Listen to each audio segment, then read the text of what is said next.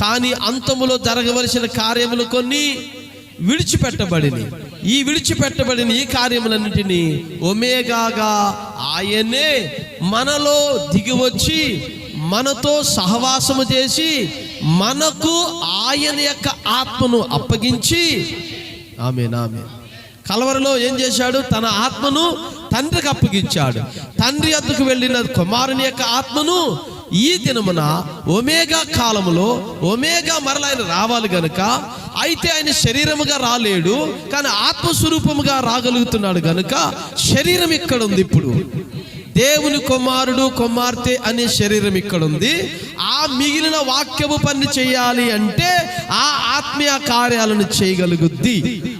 కనుక ఇప్పుడు ఆత్మ ఎక్కడైతే దేవుని కుమారుడు ఉన్నాడో, ఎక్కడైతే దేవుని కుమార్తె ఉందో వారిలోనికి ఆ ఆత్మ కృపగా అనుగ్రహించబడుతుంది.